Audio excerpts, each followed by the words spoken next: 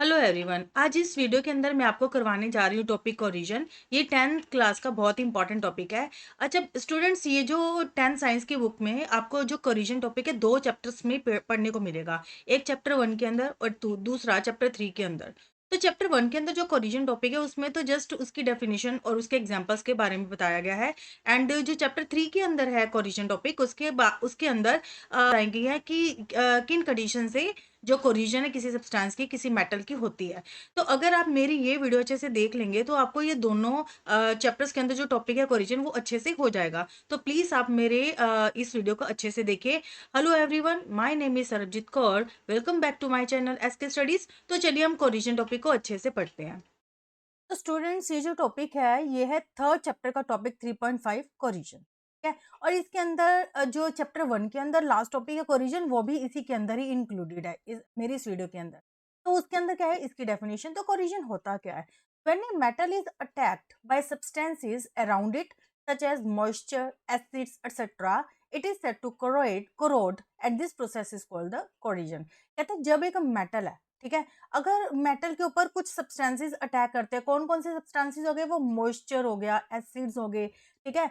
तो अगर किसी मेटल के ऊपर हमारे एनवायरनमेंट के अंदर जो प्रेजेंट है मॉइस्चर और एसिड जब उसके ऊपर अटैक करते हैं तो वो करोड हो जाता है, मतलब खराब हो जाता है, उसका कलर चेंज हो जाता है। तो इस प्रोसेस को हम क्या बोल देते हैं? Corrosion, right. The black coating on the silver and the green coating on the copper are other example of corrosion। कहते हैं अब ये कोरिजन के एग्जाम्पल क्या है, कौन से मेटल्स के ऊपर कोरिजन हम अपनी डेली लाइफ में देख सकते हैं।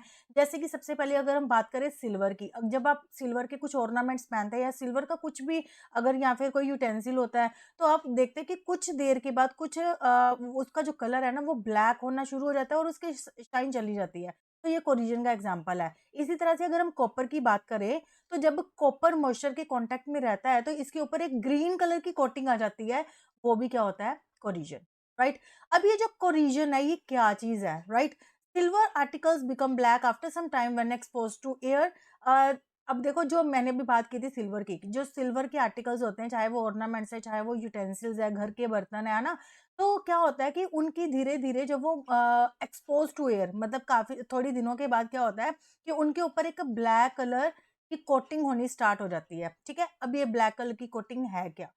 This is because this is because it reacts with sulphur in the air to form a coating of the silver sulphide. कहता है अब सिल्वर के ऊपर ये जो ब्लैक कलर का सब्सटेंस आया, ठीक है, ये क्यों आया और इस ये क्या है, क्या चीज, ठीक है।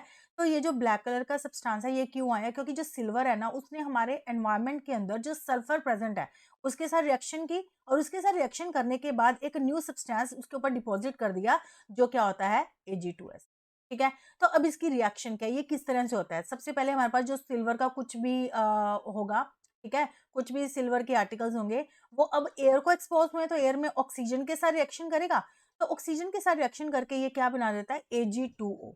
ठीक है। और उसके बाद ये जो Ag2 है ये फर्दर H2S के साथ रिएक्शन करके क्या बना देता है? Ag2S। ठीक है। तो ये जो Ag2S है ना, ये रिस्पॉन्सिबल है black colour of the silver. तो इसके कारण जो सिल्वर है वो ब्लैक कलर की हो जाती है। तो उसके बाद अगर हम कॉपर की बात करते हैं, तो कॉपर के ऊपर आफ्टर कोरिजन कौन सी कोटिंग आती थी? ग्रीन कलर की कोटिंग। अब ये ग्रीन कलर की कोटिंग कैसे आई, right? Copper react with moist carbon dioxide in the air and slowly loses its shiny brown colour and gains a green coat. कहता है अब ये जो कॉपर होता है ना, वो क्या करता है? मोइस्ट कार्बन डाइऑक्साइड, मोइस्ट मतलब कि उसके अंदर मॉइस्चर है, और कार्बन डाइऑक्साइड के साथ रिएक्शन करते हैं एयर के अंदर, तो वो धीरे धीरे उसकी कोरिजन होती है और उसके ऊपर ग्रीन कलर की कोटिंग आ जाती है। ठीक है। अभी ये जो ग्रीन कलर का सब्सटेंस डिपॉजिट हुआ इसको हम क्या बोलते हैं? Copper carbonate. ठीक है। ये रिएक्शन इसकी हम देखते हैं किस तरह से होती है। कॉपर प्लस वाटर, वाटर मतलब कि मॉइस्चर प्लस कार्बन डाइऑक्साइड, जो एनवायरनमेंट के अंदर कार्बन डाइऑक्साइड प्रेजेंट होती है उसके साथ रिएक्शन की, और हमारी एयर में ऑक्सीजन भी प्रेजेंट होती है, राइट। तो कॉपर के ऊपर इन चीजों ने अटैक किया और क्या बना दिया? CuCO3 dot CuOH twice. ठीक है। तो ये क्या है? This is the corrosion of copper. इसको हम क्या बोल देते हैं? Copper carbonate. इसी तरह से अगर हम आयरन की बात करते हैं, ठीक है, अब आयरन के ऊपर क्या होता है कि when iron expose to moisture for a long time acquire a coating of a brown flaky substance called the rust. अब ये आयरन का तो आपने मैक्सिमम बच्चों ने देखा ही होगा कि अगर हम आयरन की किसी भी चीज को, मतलब काफी देर तक वो पड़ी रहती है, तो उसके ऊपर एक ना ब्राउन कलर की कोटिंग हो जाती है, उसको हम क्या बोल देते हैं, रस्ट, ठीक है। और इस प्रोसेस को हम रस्टिंग भी बोलते हैं, रस्टिंग ऑफ आयरन, ठीक है। तो ये इसका फॉर्मूला क्या है, ये कैसे बनता है कि सबसे पहले हमारे पास आयरन था, आयरन ने किसके साथ रिएक्ट किया, मोइस्ट एयर, मोइस्ट मतलब उसके अंदर मॉइस्चर प्रेजेंट है, वाटर प्रेजेंट है, एंड एयर में क्या है, ऑक्सीजन, तो ये इसके ऊपर रिएक्ट करती है, तो हमारे पास क्या बनता है, FeOH ट्वाइस, ठीक है। तो इस प्रोसेस को हम बोलते हैं रस्टिंग ऑफ आयरन, ये कोरिजन का एक एग्जांपल है। तो रस्टिंग ऑफ आयरन, आयरन को रस्टिंग से बचाने के लिए हम अपने गेट्स को, किसी भी आयरन की चीज को हम पेंट कर देते हैं। आपने देखा होगा ना, घर में आप अपने गेट्स को पेंट करते हो, क्यों करते हो, एक तो उसको सुंदर बनाने के लिए, दूसरा उसकी रस्टिंग को रोकने के लिए।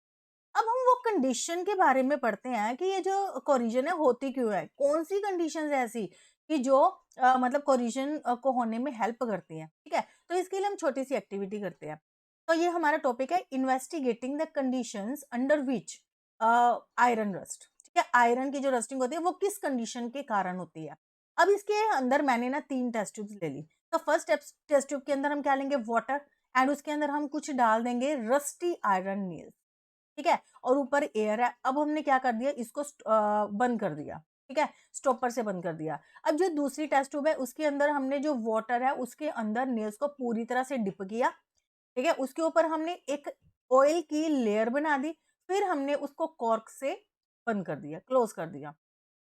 और ये जो तीसरा है, तीसरा इसके अंदर अब हमने क्या किया, सबसे पहले एक टेस्ट ट्यूब के अंदर एनहाइड्रस कैल्शियम क्लोराइड लिया, ठीक है। और उसके अंदर हमने क्या डाल दी, आयरन की नेल्स, और उसको भी हमने कॉर्क से क्लोज कर दिया, ठीक है। अब ट्यूब ए में क्या था, both air and water are present. Tube B के अंदर no air dissolve in the water, क्यों, क्योंकि वाटर के अंदर ऊपर जो ऑयल की एक लेयर बनी है जिसने वाटर के अंदर एयर को मिक्स करना बंद कर दिया, ठीक है।